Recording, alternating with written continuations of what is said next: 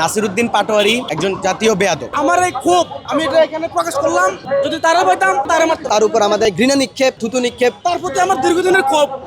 সে স্বৈরাচারী সরকার পালানোর পর থেকে তারা আঙ্গুল ফুলে কলা গাছ হয়ে গেছে। তারা সারা বাংলাদেশকে তারা করতে করতে তারা আজকে এই পর্যন্ত টোকাই থেকে তারা আজকে কোটি কোটি টাকার মালিক। আসিফ মাহমুদ বলেন, রেজা হাসান আব্দুল্লাহ বলেন, তারা সবই কোটি কোটি টাকার মালিক হওয়ার পরে তারা এমন ভাবে ব্যবহার করে, এমন ভাবে কথা বলে, মনে হচ্ছে যে তারা অনেক বড় কিছু। তারা তাদেরকে এত বড় কিছু তারা দাবি করে, অনেক কথাবার্তা বলে, অনেক বাজে ভাষায় মন্তব্য করে অনেককে নিয়ে। এগুলি আসলে দেখতে খুব খারাপ লাগে। আমরা দেশের নাগরিক হিসেবে আমরা জানি যারা রাজনীতি করে তাদেরকে আমরা সম্মান করি। সিনিয়র যারা আছে, বাংলাদেশ পন্থী যারা রাজনীতি করে, তারা তাদেরকে নিয়ে বাজে ভাষায় মন্তব্য করে। আমার এই ক্ষোভ আমি এটা এখানে প্রকাশ করলাম। যদি তারা পাইতাম আমি তারা মারতাম না। আমার কোনো রাজনীতি পরিচয়, আমি সাধারণ মানুষ, নির্বাচনের ব্যবসা করি, এটা আমার পরিচয়। আমার নাম বাবু।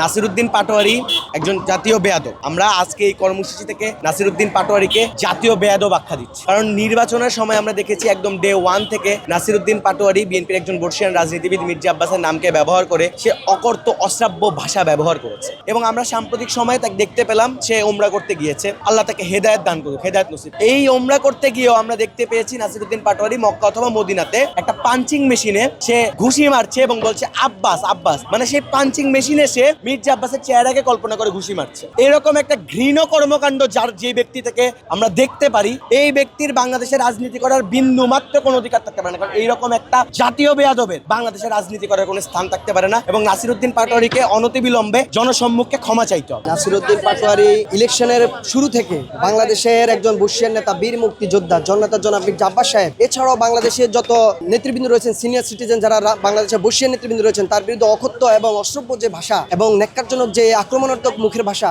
আমি বলবো এটা হলো আমাদের ঘৃণা নিক্ষেপ। আমরা তার উপর করে আসছি। নাসিরউদ্দিন পাটোয়ারি সাহেব যদি এই ধরনের ঘটনা থেকে, এই ধরনের কর্মকাণ্ড থেকে, তার অসভ্য এবং গালিগালাজ এই ধরনের একজন সিনিয়র নেতার বিরুদ্ধে এবং বীর মুক্তিযোদ্ধা যিনি বাংলাদেশের নরাঙ্গনে সংগ্রাম করেছেন, লড়াই করেছেন, তার বিরুদ্ধে যদি এই ধরনের কর্মকাণ্ড অব্যাহত রাখেন। এছাড়াও আপনি দেখেন জুলাই গণ অভ্যুত্থানে আপনারা মিডিয়ার মাধ্যমে বলতে হবে সে কোথায় সংগ্রাম করেছে, কোথায় লড়াই করেছে।